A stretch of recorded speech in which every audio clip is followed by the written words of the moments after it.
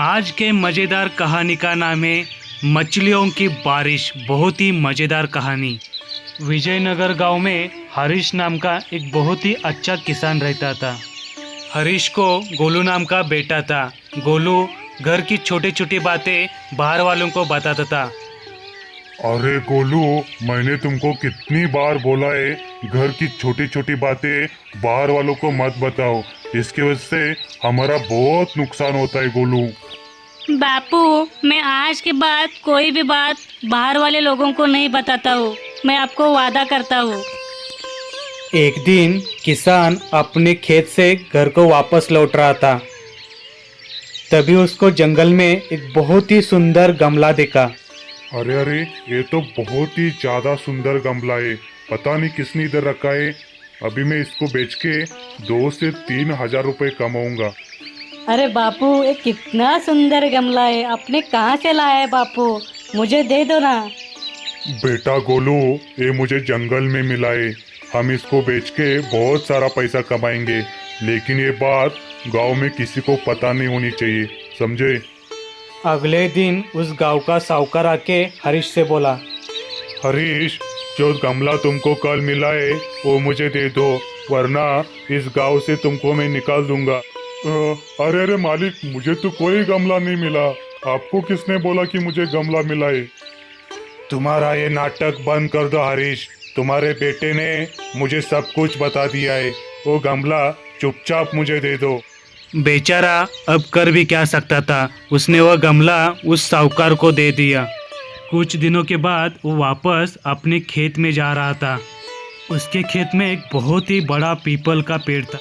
उसने दूर से देखा कि उस पीपल के पेड़ के अंदर कुछ तो चमक रहा था। अरे अरे, ये क्या चमक रहा है? अंदर हाथ डाल के देख लेता हूँ, क्या है चमकने वाली चीज। उसने उस चमकने वाली चीज को बहुत ही ताकत लगा के बाहर खींच लिया और देखा बहुत ही सोना था। अगर ये मैं सोना घर लेके चला गया तो मेरा बेटा गोलू सब गांव वालों को बता देगा। उसने वो सोना एक बड़ी सी बैग में डाल दिया और उसको वहीं पे छुपा के रख दिया। फिर उसने बहुत सारी मछलियाँ तालाब से बाहर निकाली और तालाब के किनारे फेंक दी। फिर वो घर चला गया और अपने बेटे से बोला, अरे गोलू, जल्दी चलो, अपने खेत में मछली की बारिश हुई। क्या बापू, आप भी मछलियों की कभी बारिश होती है क्या? चलो खेत में देखने के लिए, मैं भी देख लेता हूँ कैसी है बारिश। अरे बापू, यहाँ पे तो सच में मछलियों की बारिश हुई है। और आपने इस बैग में क्या रखा है बापू? गोली बेटा, मैंने इसमें बहुत सारी मछलियाँ भरी है। हम इसको बाजार में बेचेंगे और पैसा कमाएंगे।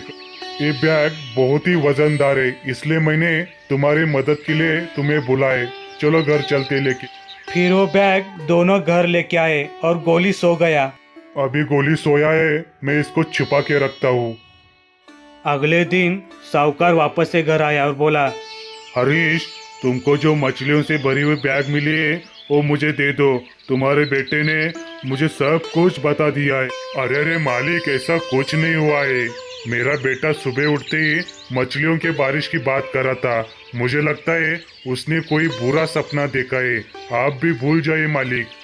तुम झूठ बोल रहे हो हरीश।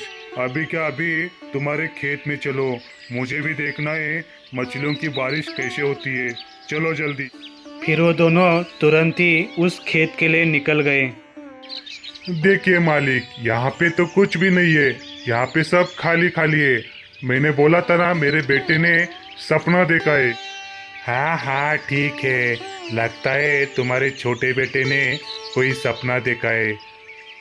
कुछ सालों के बाद हरीश ने पूरा का पूरा सोना बेच दिया और बहुत सारे पैसे लेके चला गया। उसने उस पैसों से बहुत ही बढ़िया घर बनवाया। अरे बापू, इतना सारा पैसा कहाँ से लाया रे तूने? मुझे तो कुछ भी नहीं बताया तूने बापू। गोली बेटा, तुमको याद है कुछ सालों पहले मछलियों की बारिश हुई थी हमारे खेत में।